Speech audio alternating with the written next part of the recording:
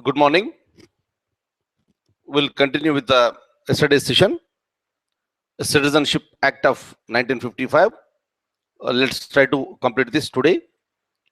Yesterday, I was talking to you about the part 2 of the Indian Constitution, which mentions about the citizenship provisions. We have seen so many things yesterday, starting from Article 5 to Article 10. And after that, we have understood that there is another article called Article number 11, and that article has empowered the Parliament of India to make the legislations in future for the citizenship provisions. Accordingly, the Parliament of India has enacted Citizenship Act of 1955, and that Citizenship Act is now providing 5 methods of acquisition of the citizenship and 3 methods of termination of the citizenship. And what are these 5 methods? By birth, by descent, by registration, by naturalization, and by acquiring a territory. And what are the 3 methods of losing the citizenship? Number 1 is the renunciation, number 2 is the termination, number 3 is by deprivation. Let us try to understand one after the other. First, let me show you the documents. In fact, and we'll go for the detailed discussion on this. Look at this. So this is what is mentioned by the so-called Citizenship Act of 1955. Look at this. I'm talking to you about how a person can acquire the citizenship of India. 1, 2, 3, 4, 5. Kindly remember this. So these are the methods you are supposed to write in the examination. But I would like to caution you again. These methods of acquisition of the citizenship are mentioned in the Citizenship Act of 1955. They are not mentioned in the Constitution, but they are made by the Parliament in accordance with the provisions that are mentioned within the Constitution. Similarly, when it comes to the termination of the citizenship, we have 3 methods. Number 1 is the renunciation, number 2 is the termination, and number 3 is the deprivation. So now let's try to understand one after the other how the citizenship can be acquired. Number 1, let's try to see how exactly it will happen when it comes to this by birth. For example, see, today we are all the citizens of India because of the concept of by birth. Meaning, anybody who takes birth on Indian soil will acquire the citizenship of India. When I am using the word Indian soil, India is a very large nation with 29 states and 7 union territories as on today. And anybody who takes birth any place in India, maybe in any corner, maybe in Indira Point also, even then the person is acquiring the citizenship of India. Kindly remember, acquiring is nothing but he gets the status of the citizen of India. He will be recognized as a citizen of India. Now, sometimes we'll also come across with certain points where certain laws which are already existing in the country, they are modified, they are amended. Why they are amended? Kindly look at here. Whenever we make any law, during that time the Parliament takes into consideration the existing facts of that time and the existing situations of the time. And once we make a law, once we started implementing that law, then we'll come across with certain lacunae that are present in this law. Meaning that will be proved that it is not complete law, there are certain loopholes. In order to remove those loopholes, we need to rectify the existing legislation. That rectification will be done by a simple process of amending that particular law itself. That's the reason why so many laws that are made in India have been amended over a period of time. And one such law is the Citizenship Act of 1955. See here what exactly the law is saying. Any person who takes birth on Indian soil will acquire the citizenship of India. We are all the citizens of India. Our parents are also the citizens of India because they have taken birth on the Indian soil. But the loophole in this particular law is that if any foreign couple comes to India and delivers a baby, what should be the status of the baby? Obviously, under the original law, the baby who takes birth on Indian soil should be provided with the citizenship of India. So the parents are not the citizens, still the baby can acquire the citizenship. So this is a loophole that is present in the system. Hence, in the year 1986, the Citizenship Act of 1955 has been amended. It has been amended in such a way saying that if a person takes birth on Indian soil, at the time of the birth of that person, either of the parents must be the citizens of India. Need not be both. If both are the citizens of India, it's well and good. But otherwise, either of the parents must be the citizens of India, then only the baby acquires, the person will acquire the citizenship of India. Meaning, this is how the loopholes that are present in any legislation are rectified. I'll show you the document. I'll show you the document and let me explain you some points here. Look at this. By birth concept. Anybody who takes birth on Indian soil will acquire the citizenship of India. But the first point what I have written is that this was amended in the year 1986. And after amendment, this particular law reads like this. A person is the citizen of India by birth if he is born in India on or after January 26, 1950, but before June 30th, 1987. Anybody who takes birth on Indian soil between these two dates will acquire the citizenship of India. And that is concept is called acquisition of the citizenship of India by birth. Again, there is a clause R or R we have added. According to this one, if a person is born in India on or after July 1st, 1987, but at the time of the birth, either of his parents was a citizen of India. In the previous one, either of the parents was not there. In order to rectify this one, it is made as he is born in India on or after July 1st, 1987, but at that time of the birth, either of his parents was a citizen of India. Then only, and meaning from July 1st, 1987 onwards, a person can acquire the citizenship of India if either of the parents is a citizen of India. Otherwise, no. Then what about the children of the foreign diplomats posted in India? Just like some of the Indians who are working abroad as Indian diplomats on some other in some other countries. Similarly, the foreigners are also posted in India and they are considered to be the children of these foreign diplomats. If those diplomats deliver a baby on Indian soil, they will not acquire, they cannot acquire the citizenship of India. In the similar manner, enemy aliens. Yesterday I told you the difference between friendly nations and enemy nations. Aliens of friendly nations, aliens of enemy nations. They cannot acquire the citizenship of India by birth. Am I clear? Next. Next, we have a concept called by descent. What do you mean by this by descent here? So this is nothing but sometimes we'll see the Indian parents, they will go abroad and they settle somewhere and they deliver a baby on foreign soil, not on Indian soil.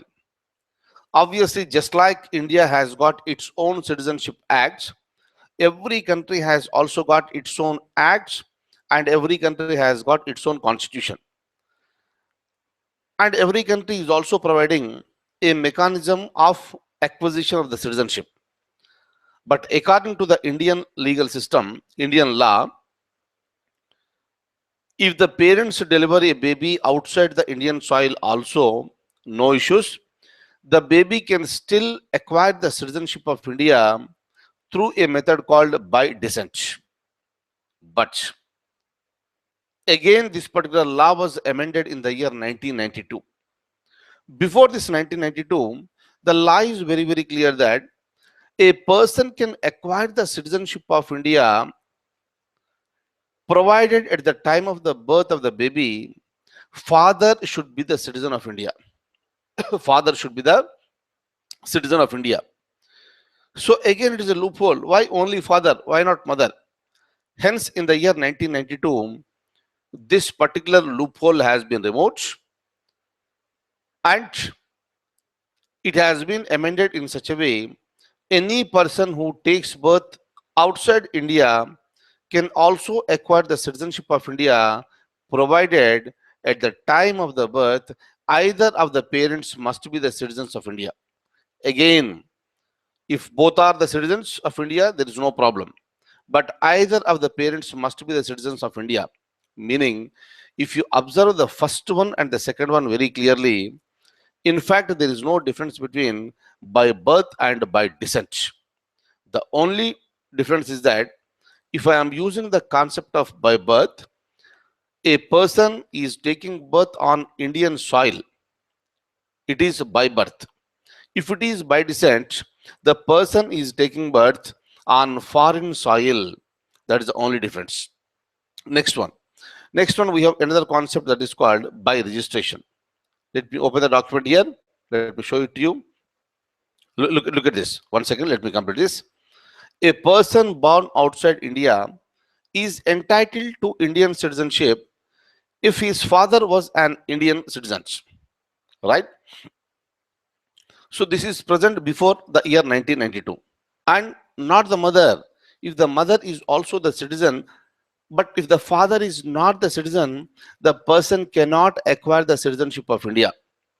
This was amended in the year 1992, and after that one, a person born outside India on or after January 26, 1950 is a citizen of India by descent. By descent, if at the time of his birth, either of his parents was an Indian citizen, then the person can acquire the citizenship of India through a process called by descent. Hopefully, I'm clear. Now we have another concept that is called by registration. Look at this, various concepts are coming into the picture. One concept is the marriage. If any citizen of India is getting married to, a foreigner, rather I should say, if a foreigner gets married to an Indian, and if that foreigner wants to acquire the citizenship of India, how the person will be acquiring the citizenship? One mechanism is the by registration. Let's try to see here. By registration here, certain categories of persons can be registered as the citizens of India. Now, look at this. The persons of Indian origin who are ordinarily resident in India for 5 years immediately before making an application for registration. They should be living in India ordinarily for a period of 5 years. Immediately before making an application for registration. Look at this next one. Just scroll it up. Yeah, now look at this. The persons of Indian origin who are ordinarily resident in any country or place outside India. These type of people, these categories of the people, they can acquire the citizenship of India through registration. Look at this next one. The persons who are married to the citizens of India and who are ordinarily resident in India for 5 years immediately before making an application for registration. This is another category, meaning the concept of marriage has come into the picture here. Next one, the minor children of the persons who are the citizens of India. This is another category. And the persons who are the citizens of Commonwealth countries, they can also acquire the citizenship of India through a process called registration. Kindly remember all these points here, whatever I have shown you. A person of Indian origin, ordinarily resident in India for 5 years. A person of Indian origin who is residing in any country or place outside India. People who got married to foreigner, if he gets married to an Indian, they can also acquire the citizenship of India through a process called registration. Minor children of the persons who are the citizens of India, and also is also applicable for the persons who are the citizens of the Commonwealth countries. They can also acquire the citizenship of India through registration. Look at this. The period of acquisition of the citizenship by registration has been increased from 6 months to 5 years. Originally, it is only 6 months, and later it has been increased to 5 years. Okay, next one. Next one is by naturalization. What do you mean by this? So again, we have another concept called naturalization. Here, under registration, we have seen certain categories of the people who can acquire the citizenship of India. But when it comes to the naturalization, different categories of the people are coming into picture. Let me tell you, so what are these categories? A person, obviously he is not a citizen of India, he is a foreigner. He wants to acquire the citizenship of India through a process called naturalization.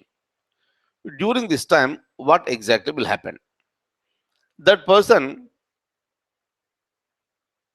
should be very proficient in one of the Indian languages that are mentioned in the 8th schedule. Sometime back, I was telling you, we have so many schedules in the constitution, and out of so many schedules, there is a schedule called schedule number 8. And that schedule mentions 22 Indian languages. And any foreigner, if he becomes proficient in any of these 22 languages, can acquire the citizenship of India through a process called naturalization.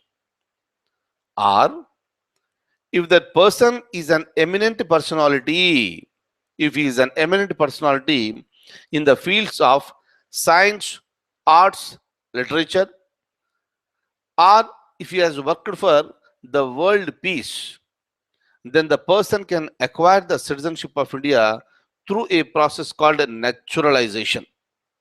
Am I clear? I'll show you the document. You can look at the points now. This is one of the important methods how a person can acquire the citizenship of India by naturalization. A foreigner can acquire the citizenship of India by naturalization if, number one, he renounces the citizenship of the other country. He should give away the citizenship of other country. That is number one. What do you mean by this? In India, we don't permit for the dual citizenship. That's the reason if anybody wants to acquire the citizenship of India, he should renounce the citizenship of other country. Number two, that person should be of a good character. That is the reason why whenever the government wants to provide a citizenship to any person through a process called naturalization, a thorough inquiry, a thorough investigation is conducted by the government. Otherwise, if the person is not of good character, then obviously he should not be provided with the citizenship of India. Next one, if he has an adequate knowledge of a language mentioned in the 8th schedule of the Indian Constitution. There are 22 languages, and out of that, if he has an adequate knowledge in any of the languages that are mentioned, then person can be provided with the citizenship. Next one, if he is not a citizen of a country where Indian citizens cannot become the naturalized citizens. Very important here. Just like we have a process called naturalization, other countries also have the same process here, similar type of process rather. And a foreigner can acquire the citizenship of India through naturalization, provided that country is also permitting the citizens of India to acquire their citizenship through naturalization. If the concept of naturalization is not available in that country, the citizens of that country will also do not acquire the citizenship of India through a process called a naturalization. Okay, next one. Next one, if you go to this, the government can waive all the above conditions a person, if a person has rendered distinguished service to the science, arts, literature, world peace, or human progress. Anybody who rendered distinguished service in these fields, then again he can be provided with the citizenship of India. Next, next one, let me talk to you about the last one. By incorporating a territory. What do you mean by this incorporating a territory? See, yesterday also I was telling you, a day before yesterday I was talking to you, that Pondicherry was not a part of the Indian Union. Goa, Daman Diu, Dadra Nagar Haveli, Sikkim, they were originally not the units in Union of India. But we acquired them later. But what about the status of the people who are living in these areas? The government, by releasing a notification, will announce that the people who belong to the newly acquired areas, they will also accorded the status of the citizenship of India. This is how, with a single stroke, with a single notification, larger number of people will be acquiring the citizenship of India. That is the meaning of through acquisition of a territory. Am I clear? Now, again, let me open the document. Kindly have a look at this. By incorporating a territory. Look at this. If any foreign territory becomes a part of India, then the government specifies through notification that the people of that country shall be the citizens of India. Okay, now, so this is how the citizenship can be acquired. Now we'll try to see how the citizenship can be lost. For losing, there are three methods. Number one, renunciation. Number two, termination. Number three is the deprivation. Now let me tell you what exactly is this. When I'm using the words by renunciation, in this concept, what will happen? Renunciation is nothing but a person is surrendering his citizenship of India voluntarily. Generally, this will happen when any citizen of India also acquires the citizenship of some other country. Since Indian constitution does not permit for the dual citizenship, he has to retain only one and he cannot retain the two citizenships. During that time, what will happen is that the person, if he is really interested to continue with the citizenship of some other nation, he has to surrender his citizenship of India. And if he is doing this voluntarily, that is called renunciation. There is no force, nobody is forcing him. He knows that what he is doing. Since he is very much interested to retain the citizenship of some other country, he wants to surrender the citizenship of India. And if he does so, that is called a renunciation. Number two is the termination. When I'm talking about the termination, if a person is holding the citizenship of India as well as the citizenship of some other nation, during that time, whenever the government comes to know that this person is holding two citizenships, his citizenship of India will be terminated with immediate effect, meaning the action is initiated by the government of India. Renunciation, voluntarily, the person is surrendering the citizenship. Termination, once the government comes to know that a person is holding the citizenship of India as well as the citizenship of some other country, then the citizenship of India will be terminated with immediate effect. And the third one is the deprivation. So, deprivation is a serious mechanism.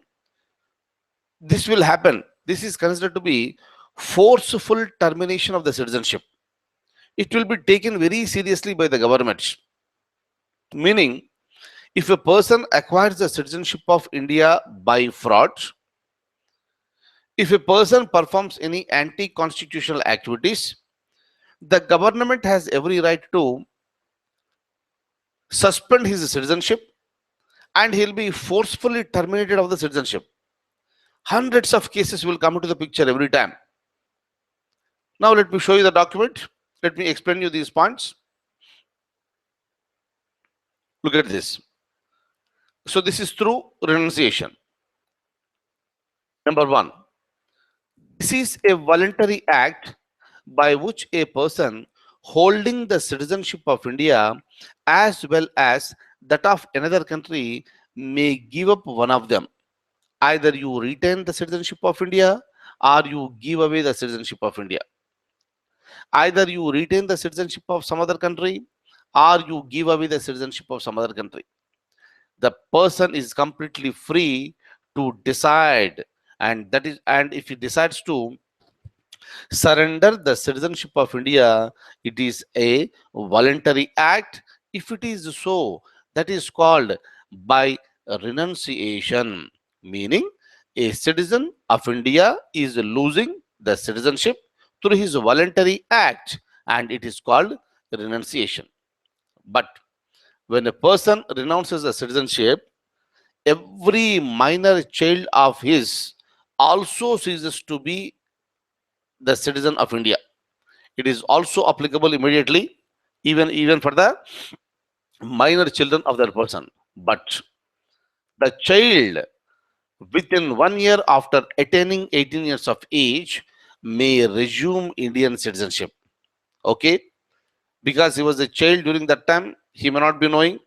But within 1 year after attaining the age of 18, again he may resume the Indian citizenship.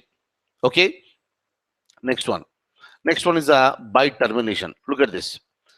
When an Indian citizen acquires the citizenship of other country voluntarily, the Indian citizenship is automatically terminated. See here, the difference between renunciation and termination is only one thing here. If the person, after acquiring the citizenship of India, if he surrenders the Indian citizenship on his own voluntarily, then it is called renunciation. If he does not surrender Indian citizenship, then the action will be taken by the government and he'll be terminated with the citizenship of India with immediate effect. Okay. Next one, the last one. If you go to this, by deprivation. What do you mean by this? Look at this. When I'm using the word deprivation, this is a compulsory termination of the Indian citizenship by the central government if so many conditions are there. Look at this. If that citizen has obtained the citizenship by fraud, number one, if the citizen has shown the disloyalty to the Constitution of India, or if the citizen has unlawfully traded or communicated with the enemy during a war, or a citizen has within 5 years of registration or naturalization been imprisoned in any country for 2 years. That is also a problem here.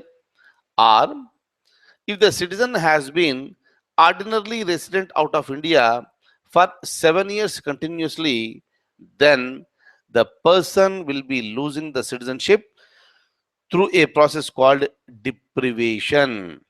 Am I clear? I'll just to show you the points once again. Kindly have a look at this.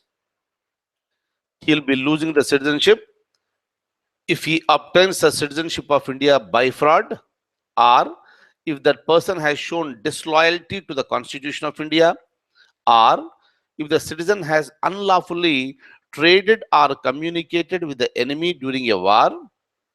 Otherwise, the person within 5 years of registration or naturalization been imprisoned in any country for 2 years, or if the person has been ordinarily resident outside India for 7 years continuously, then he'll be losing the citizenship of India through deprivation. Look at this. Next point we have. This is not applicable to the students and employees who are serving in the international organization.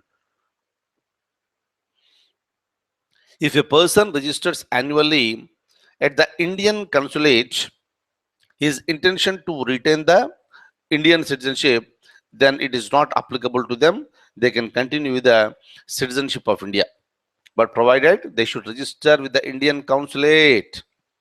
Now, we have some miscellaneous points. Look at this. The Constitution of India deliberately avoided the dual citizenship. I told you these points in the previous classes because India, they have decided not to be a true federation. Hence, obviously, we can avoid the dual citizenship. Number two, we deliberately attempted for the single citizenship to promote the concept of the fraternity. Okay, so there is only one citizenship related to the domicile in the territory of whole India and not in any part of the country. But whereas America has the dual citizenship, India does not have. Okay, kindly remember this. The Citizenship Act of 1955 provided for the Commonwealth citizenships, but this provision was repealed by the Citizenship Act of 2003. Okay, now look at this. Sometimes you'll come across with this word, person of Indian origin. This is called PIO card. It entitles a person to visit India without a visa. Of course, we have also a concept called overseas citizen of India and the person of Indian origin. Very soon, the government has announced that they are going to do away with all these things here. Okay, so kindly see these are the citizenship provisions. And tomorrow, I'll show you the questions from both the part 1 and part 2 of the Indian Constitution. I'll be showing you both objective type of questions and also the descriptive type. And I'll show you the descriptive type. I will also tell you how to write answers for this descriptive type of questions. So that we'll be discussing tomorrow. And after tomorrow, I'll be starting the fundamental rights. Fundamental rights is a very big concept. So we'll be spending good time on that. Because in every examination, the questions, almost in every examination, the questions are coming from these fundamental rights. So we'll have a discussion during that time. Okay, thank you so much for being with me this morning. Have a very, very nice day. Thank you so much.